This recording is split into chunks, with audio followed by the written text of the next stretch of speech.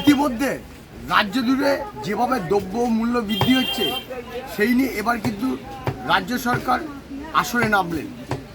সীমান্ত থেকে সুন্দরবনের উত্তর 24 পরগনার বিভিন্ন বাজার লাগোয়া দ্রব্যমূল্য বৃদ্ধির নিয়ন্ত্রণে আনতে এনফোর্সমেন্ট ব্রাঞ্চ ও পুলিশ জেলার যৌথ তল্লাশি। একদিকে কৃষিজাত দ্রব্য বিভিন্ন সবজি, অন্যদিকে মাছ মাংস এবং মশলাপাতি মুদিখানার দোকান সহ একাধিক জায়গায় তারা বাজার নিয়ন্ত্রণের জন্য তারা ইতিমধ্যে ব্যবসায়ীদের সঙ্গে কথা বলছে। তারা যেটা জানাচ্ছেন, প্রতিটা মুদিখানার দোকান থেকে শুরু করে কাঁচা মাল অর্থাৎ সবজি বাজারে তাদের তালিকা ঝোলাতে হবে এবং প্রতি কেজি কত করে বিক্রি করতে। অন্যদিকে মনোহরের দোকান বিশেষ করে মশলাপাতি থেকে শুরু করে মাছ মাংস বিভিন্ন বাজার দর নিয়ন্ত্রণ করতে তারাও এই তালিকা ঝোলাতে হবে। তিনি জানালেন এই লাগাতার অর্থাৎ তল্লাশি চলবে একদিকে, অন্যদিকে বাজার নিয়ন্ত্রণ করতে সব রকম প্রশাসন ব্যবস্থা নিয়েছে। আজ সেই ছবিটা দেখা গেল বিভিন্ন জায়গার বসিরহাট এবং স্বরূপনগর সহ একাধিক ব্লকের বিভিন্ন নামী বাজারগুলোতে। একদিকে কৃষি দপ্তরের আধিকারিক, এনফোর্সমেন্ট ব্রাঞ্চ অর্থাৎ টাস্কফোর্স, অন্যদিকে জেলা প্রশাসনের আধিকারিকরা একদিকে ব্যবসায়ী ও বিশেষ করে কৃষিজাত দ্রব্য যারা বিক্রি করছে তাদের সঙ্গে কথা বললেন। আর পাশাপাশি তাদের নিয়ন্ত্রণের কথা জানালেন যে কোনো রকমভাবে দ্রব্যমূল্য বৃদ্ধি করা যাবে না, বাজার নিয়ন্ত্রণে রাখতে হবে। যেভাবে চাষিদের কাছ থেকে কিনবেন সেইভাবেই কিন্তু তার বাড়তি মুনাফা নিয়ে তারা বিক্রি করবেন, কিন্তু অতিরিক্ত হয়ে গেলে তারা কিন্তু কঠোর পদক্ষেপ নেবে আগামী দিন, এমনটা জানিয়ে গেলেন এনফোর্সমেন্ট ব্রাঞ্চের ট্যাক্সফোর্সের আধিকারিকরা। তাই নিয়ে আগামী দিনটি কিন্তু লাগাতার এই বাজার নিয়ন্ত্রণ নিয়ে এই তল্লাশি এবং তদন্ত চলবে বলে জানিয়ে গেলেন। আমরা জেনারেলি আজকে এখানকার খোলাপোদা মার্কেটের রিটেল এবং হোলসেল টোটাল রেটটা আমরা নিতে এসেছিলাম, যাতে কোনো রকম কাস্টমাররা কোনোভাবে ডিপ্রাইভ না হন। আমাদের সাথে এগ্রিকালচার ডিপার্টমেন্ট রয়েছেন, এখানকার লোকাল থানার আইসি রয়েছেন এবং ডিবির ইন্সপেক্টর সাহেবরা রয়েছেন এবং সমস্ত ফোর্সার রয়েছেন। এবং আমরা দেখলাম সবাইকে সতর্ক করলাম। বেশ কয়েক জায়গায় আমরা দেখলাম যে কিছু কনফিউশন তৈরি হচ্ছিল, মানে ওখানকার প্রেসিডেন্ট বা সেক্রেটারিদের কথার সাথে, এবং তাদেরকে প্রেসিডেন্ট এবং সেক্রেটারি ডেকে আমরা সেগুলো বুঝিয়ে দিলাম যাতে করে কনফিউশন তৈরি না হয়। এবং প্রত্যেকটা দোকানগুলোতে, বিশেষ করে যেখানকার মাংসের দোকানগুলোতে বলে দেওয়া হলো যে সেখানে তারা বোর্ড টানিয়ে দেয় যাতে করে মানুষ জনগণ যাতে বুঝতে পারে রেট কত আছে। এছাড়াও দৈনন্দিন যে জিনিসগুলো প্রত্যেকটারই আমরা রেট নিলাম, কম বেশি ঠিকঠাকই আছে। তবুও আমরা সবাইকে সতর্ক করলাম যে কোনোভাবে যেন রেট বেড়ে না যায়, হোলসেলের সাথে খুব বেশি ডিফারেন্স যাতে না হয়, মানে কোনোভাবেই যেন সাধারণ যে জনগণ আছে তারা যেন কোনোভাবে ডিফারেন্স না হয়।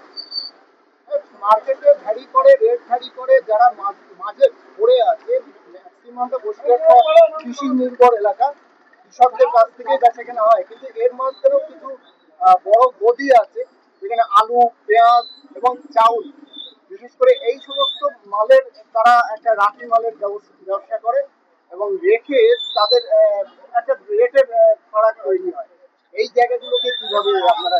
আমরা এখানে হোলসেল মার্কেট গুলো দেখলাম, এর ভিতরে হোলসেলও রয়েছে যারা আলু পেঁয়াজ ইত্যাদি বিক্রি করে, তাদের সাথে তাদের নিলাম এবং তাদের রেট চার্ট গুলো দেখলাম। এবং তারা যেগুলো বিক্রি করছে, যেগুলো লোকাল মার্কেটে, যেগুলো রিটেলে, সেটাও আমরা দেখলাম যে খুব বেশি ডিফারেন্স নেই, মোটামুটি ঠিকই আছে। তবু কয়েক জায়গা তো আমরা বলে দিলাম যাতে করে এটা ট্রান্সপারেন্সি যেন থাকে, যেন এখানকার যে লোকাল ডিবি আসলেও যেন জানতে পারে এটা কত রেট আছে, জানা যায়, যাতে ধোঁয়াশা যেন না থাকে, পাবলিকের মধ্যে যেন সচেতনতা তৈরি হয়, যাতে তারাও যেন বুঝতে পারে যে আমরা সঠিক রেটে জিনিসটা কিনছি। এবং কয়েক জায়গায় দেখলাম যে বসিরহাটের কয়েকটা জায়গা থেকে হোলসেল থেকে আসছে, এবং এরপর আমরা বসিরহাটটাও দেখবো হোলসেল মার্কেটে কত কি রেট আছে। বসিরহাটের মতো মূল মার্কেটটা বসিরহাট পুরাতন বাজার, যেখান থেকে সমস্ত প্রোডাক্ট সেখান থেকে স্টার্ট হয় এবং তারপরে এইসব সাইডের বাজারগুলোতে আসে। এই মার্কেটে কি আপনারা যাচ্ছেন? হ্যাঁ, এবার আমরা ওই মার্কেটেই যাচ্ছি। ওই মার্কেটের থেকে রেটটা তাহলে বুঝতে পারবো কি এখানে সেই হোলসেল থেকে এখানে রিটেলে কতটা ডিফারেন্স আছে, বা কেমন ঠিকঠাক আছে কিনা, বা কি তাদেরকে সতর্ক করা, কি যতটুকু সতর্ক করা আমরা করবো। এবং আমাদের সাথে সবাই রয়েছেন এবং এগ্রিকালচার ডিপার্টমেন্টও রয়েছেন, তারাও যাচ্ছেন সেখানে আমরা দেখবো। এই অভিযানটা কি নিয়মিত চলবে না আর কতদিন পরে কিভাবে? না, এটা নিয়মিত চলবে। যেমন আমাদের কাছে অর্ডার আসবে তেমন আমরা এখানে আসবো। যেমন লোকাল ডিবি তো সবসময় এখানে রয়েছে, তারা প্রতিনিয়ত ভিজিট করছেন, মার্কেট ভিজিট করে রেট নিচ্ছেন, এবং তারা আজকে আমাদের সাথে রয়েছেন। তারাও বুঝতে পারছেন যে কিভাবে করলে সুবিধা হয় এবং কিভাবে সতর্ক করলে সেক্রেটারি বা প্রেসিডেন্ট থাকলে, সঙ্গে থাকলে, তাদের ইনস্ট্রাকশনে কিভাবে কাজ করলে সেই দোকানগুলোতে সঠিক দাম পাবে, কাস্টমাররা কিনতে পারবে। আপনাদের প্যাকেজিং মালেও দেখা যাচ্ছে বসিরহাট জায়গায় বেশ কয়েকটি দোকানে এরা রিপোর্ট আছে তারা ওই দুধের উপরে বাড়তি দাম নিচ্ছে। এই বিষয়গুলোকে আমরা কি রিটেল কাউন্টারগুলোকে দেখবেন? হ্যাঁ, আমরা সব দেখে নিচ্ছি, যেগুলো যেগুলো আছে সবই দেখছি, এবং এরপরে বসিরহাটও আমরা দেখবো, যাতে এখান থেকে মালগুলো এখানে সাপ্লাই হয়ে এখানে আসছে, এবং বসিরহাটও আমরা যাচ্ছি এরপরে দেখতে, তো যাতে করে তাহলে আমরা বুঝতে পারবো ব্যাপারটা কত কি হচ্ছে। আর এখানে দেখলাম সবজি মালগুলো ম্যাক্সিমাম চাষিদের থেকেই নেওয়া, এটা নিচ্ছেন, তো সেক্ষেত্রে যেহেতু সরাসরি চাষির থেকে নিচ্ছেন সেজন্য দামের খুব বেশি হেরফের হচ্ছে না এদের মধ্যে আর কি, আমি দেখতে পাচ্ছি কম বেশি বেশিরভাগ দোকানগুলি আমরা চেক করলাম এখানে। নমস্কার। সবজি বাজারে যে সবজির দামটা কারণ হচ্ছে এই যে কাঁচা মালের দাম বেশি হওয়ার কারণ কীটনাশকের প্রচুর দাম, তাতে চাষির লাভ হচ্ছে না সবজি চাষ করে, সেই ক্ষেত্রে মালের দামটা বাড়ছে। বর্ষায় মাল গাছ নষ্ট হয়ে যাচ্ছে, যার কারণে ফল হচ্ছে কম, যার কারণে ফল কম হওয়ার কারণে মালের দামটা বাড়ছে। চাষি চাষ করে চাষি সেই পয়সা পাচ্ছে না, চাষি দিন দিন লসে মানে রান করছে। সার যে সারের দাম ছিল আগে 40 টাকা, সেই সার বর্তমানে বাজারে কিনতে গেলে 50 টাকা দাম।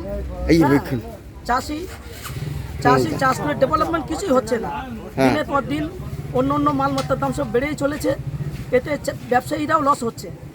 কাঁচা মাল এত সার পয়জন ব্যবহার হচ্ছে, যা আজকে কিনলে কালকে সেই মালগুলো ফেলে দিতে হচ্ছে, বিক্রি হচ্ছে না বাজারে, বাজার নিয়ন্ত্রণ আসছে না, বাজার নিয়ন্ত্রণ আসছে না।